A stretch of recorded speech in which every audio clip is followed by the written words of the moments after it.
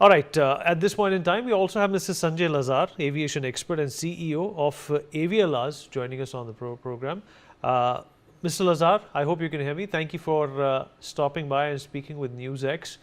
Well, anything and everything that needed to be asked has been asked by me to Captain Pete. Now, in India, there is obviously the conversation happening. Why is this report only 12-page long? Was it necessary to release it at this point in time? Was it done to give some sort of a closure to the relatives and the people who are associated with this crash?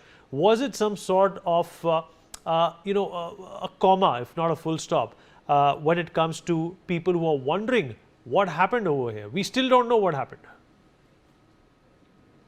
Thank you. Thank you for having me. And first of all, like you said, this report is 15 pages odd. It raises more questions than it answers. Well It's said. obvious, that can you hear me? Yeah. And it's also it's got big gaps in it. Regrettable that the entire CVR transcript was not released by the AAIB to help us understand more. I also found that the last paragraph in the report, finding no recommendations against Boeing or GE were premature, if at all. Because in one point, the report refers to the FAA document, and then in another point, it talks about, there are no safety recommendations. In one point, it talks about a conversation between two pilots and the switches slipping through. And then it talks about, there's, the FAA directive. So there's a lot of toing and froing. If it was meant to quieten, disquiet amongst family members or, concerns, I don't think it's done that, because there's a lot more that needs to be looked into here.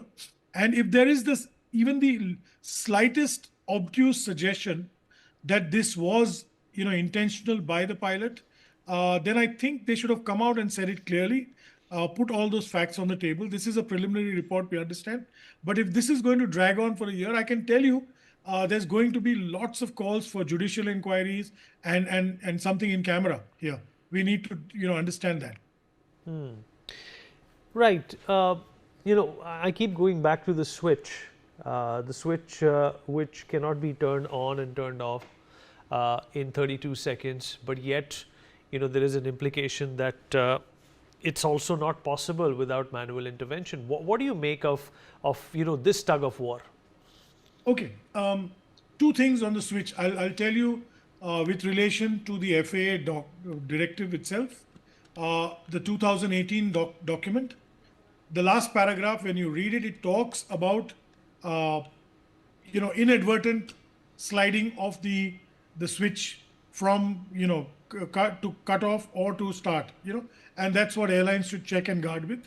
There's also the 2022 document, which is of a fire safety examination, where the NTSB itself and the FAA have released a document, and I'm just reading out. It's 2nd May 2022, and it says engine fire control panel, engine fire shutoff switch, inspection and change. And there they talk about risk rationale. FOD, that's foreign object debris, being introduced during maintenance of work could include the risk of uncommanded activation of engine fuel shutoff valve. This is exactly what we're talking about. This is a 2022 document. That being said, we know that the engine module, the levers were replaced in 2023 in this aircraft. The second point here is, they talk of one pilot talking to the other and saying, "Did you cut off?" He says, "No, I didn't." So how did that happen? Aren't we going to find that out? Or why didn't you not release the entire cockpit voice recorder? This is where, my disquiet lies. The third important thing is, a lot of this report was already in the media 3 days ago in the United States. And that gives, casts a shadow of gloom over this, that, where is the confidentiality?